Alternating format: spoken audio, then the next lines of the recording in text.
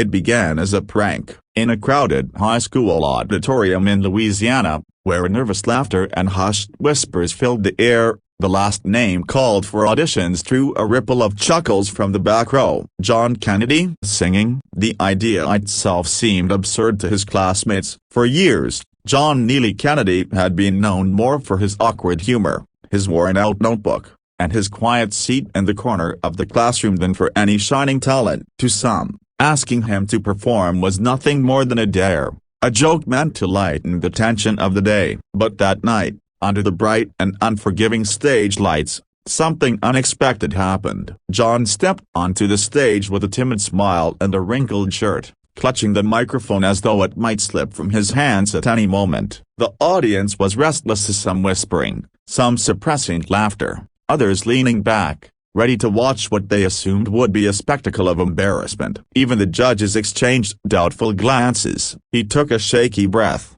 cleared his throat, and Dana, he sang. And the room changed. The first notes were soft, almost uncertain, but as his voice carried across the auditorium, it stunned the room into silence. John's tone was rich, full of raw emotion, the kind that comes not from years of training but from a heart that had lived quietly with untold stories. His classmates, who had expected a comedic disaster, found themselves leaning forward in disbelief. Teachers at the back of the hall dropped their pens. The smirks dissolved into awe. What began as a joke had transformed into one of the most powerful moments of the evening. For years, Job had hidden his gift. He had grown up in a modest home, his nights filled with melodies sung softly in his room when no one was listening. In a world where confidence was currency, he often felt broke. He was shy, often overlooked, and convinced his voice was meant only for the four walls of his bedroom. But standing on that stage,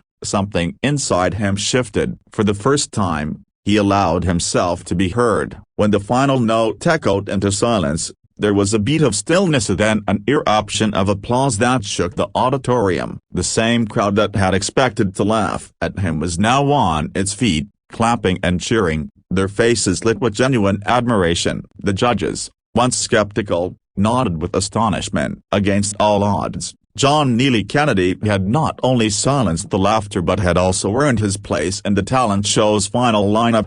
The road after that performance wasn't simple. Some classmates tried to dismiss his success as luck. Others, embarrassed by their own laughter, avoided eye contact. But John held his head higher than before. For the first time, he wasn't shrinking into the background, he was stepping forward into the light. Rehearsals became his sanctuary, and his voice grew stronger, more confident. His story quickly spread beyond the walls of the school. Parents told their children about the boy who had been underestimated. Teachers used his performance as a lesson in humility and respect. And for John himself, the talent show became more than just an event. It became proof that courage could rewrite a narrative, that a single moment of bravery could turn ridicule into respect.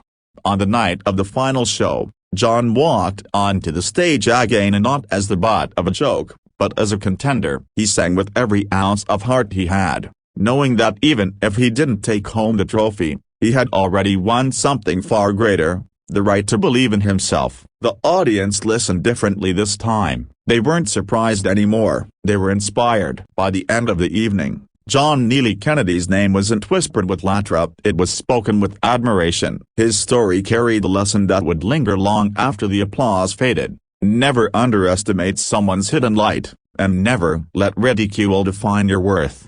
What began as a cruel prank ended in triumph, reminding everyone that talent, courage, and authenticity can emerge from the most unexpected places. And for John, that single moment on stage was more than just a performance. It was the beginning of a new chapter, one where he no longer sang in the shadows, but in the open, unapologetically himself.